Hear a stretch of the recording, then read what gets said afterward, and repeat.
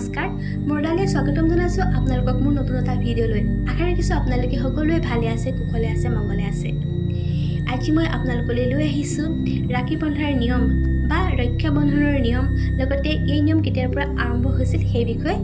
অৱগত কৰিবলৈ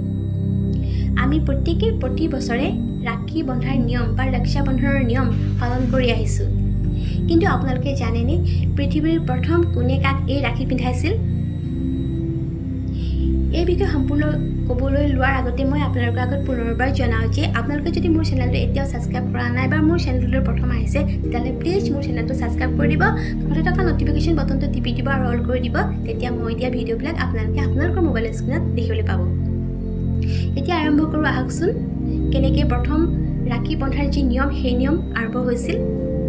ধৰ্মৰাজ যুধিষ্ঠিৰে নিজ ৰাজ্য ইন্দ্ৰপ্ৰস্থত ৰাজশ্ৰী যজ্ঞ আয়োজন কৰিছিল সেই যজ্ঞলৈ শ্ৰীকৃষ্ণ ভগৱানকো নিমন্ত্ৰণ কৰিছিল আৰু সেই নিমন্ত্ৰণ পাই শ্ৰীকৃষ্ণ ভগৱানেও সেই যজ্ঞত উপস্থিত হৈছিলগৈ অন্যহাতেদি সেই যজ্ঞলৈ শিশুপালো আহিছিল শিশুপাল আকৌ শ্ৰীকৃষ্ণৰে পেহীয়েকৰ পুত্ৰ আছিল শিশুপাল বৰ অধৰ্মী আছিল পাপী আছিল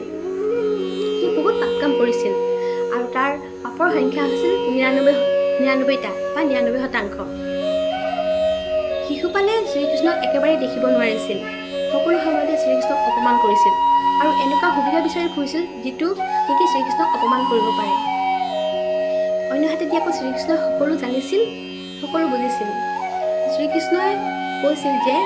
যেতিয়ালৈকে শিশুপালৰ ১০০টা পাপ সম্পূৰ্ণ নহয় তেতিয়ালৈকে শিশুপালক একো শাস্তি নিদিয়ে বা বধ নকৰে আৰু যিদিনাখনি শিশুপালৰ ১০০টা পাপ সম্পূৰ্ণ হ'ব সেইদিনা শ্ৰীকৃষ্ণই তেওঁক শাস্তি দিব আৰু বধ কৰিব বুলি শিশুপালক কোৱা আছিলে আৰু সেইটো দিন অতি সোনকালে আহিছিল এই যজ্ঞ চলি থকাৰ সময়তে শিশুপালে শ্ৰীকৃষ্ণক বহুত অপমান কৰিছিল আৰু তাৰ লগে লগে তাৰ ১০০টা পাপ সম্পূৰ্ণ হৈছিল তাৰ ১০০টা পাপ সম্পূৰ্ণ হোৱাৰ লগে লগে শ্ৰীকৃষ্ণ ভগৱানে তেওঁৰ সুদৰ্শন চক্ৰ উলিয়াই শিশুপালক ডিঙি কাটি বধ কৰিছিল যিটো সময়ত তাৰ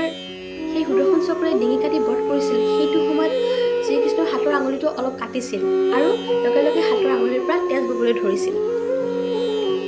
সেইটো সময়ত আকৌ সেই যজ্ঞত দ্ৰৌপদী উপস্থিত আছিল দ্ৰৌপদীয়ে শ্ৰীকৃষ্ণৰ হাতৰ পৰা তেজ ওলোৱা দেখি শ্ৰীকৃষ্ণৰ ওচৰলৈ আহিছিল নিজৰ শাৰীৰ আঁচল ফালি শ্ৰীকৃষ্ণক ভগৱানক বান্ধি যি ৰক্ত প্ৰবাহিত হৈছিল সেই ৰক্ত প্ৰবাহিত বন্ধ কৰাইছিল এই দ্ৰৌপদীয়ে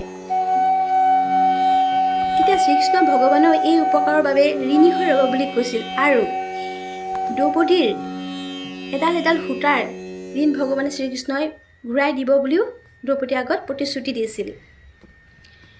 দ্ৰৌপদীক সকলো সময়তে সহায় কৰি যোৱাৰ যি প্ৰতিশ্ৰুতি সেই প্ৰতিশ্ৰুতিও প্ৰদান কৰিছিল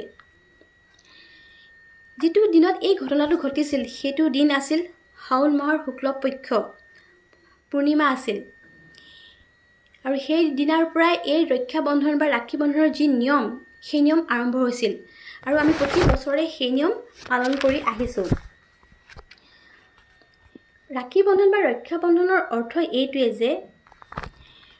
ৰাখি পৰ্ব বা ৰক্ষা বন্ধন বা ৰাখি পিন্ধোৱাৰ যি নিয়ম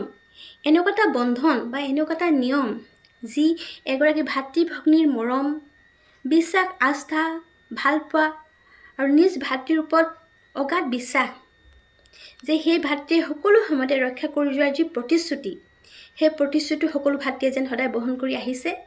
বহন কৰিব আৰু বহন কৰি যাব বুলি আমাৰ এটা মনত বিশ্বাস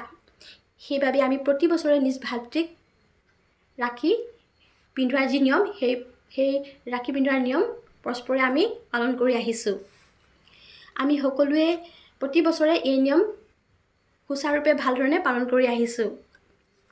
আশা ৰাখিছোঁ আপোনালোকে প্ৰত্যেকৰ ঘৰতে এই নিয়ম পালন কৰি আহিছে বা কৰিছে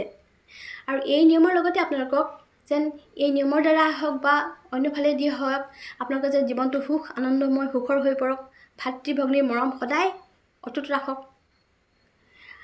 ইয়াই কামনা কৰিছোঁ আৰু যদি মোৰ আপোনালোকে এই ভিডিঅ'টো ভাল পালে প্লিজ লাইক কমেণ্ট শ্বেয়াৰ কৰি দিবলৈ নাপাহৰিবা ছাবস্ক্ৰাইব কৰিবলৈও যেন নাপাহৰে আপোনালোকৰ এটা ছাবস্ক্ৰাইবে মোক অন্য এটা ভিডিঅ' বনাবলৈ অনুপ্ৰাণিত কৰে অন্য এটা ভিডিঅ' আপোনালোকৰ মাজলৈ লৈ অনাৰ প্ৰতিশ্ৰুতিৰে আজি মই আপোনালোকৰ পৰা বিদায় মাগিছোঁ ধন্যবাদ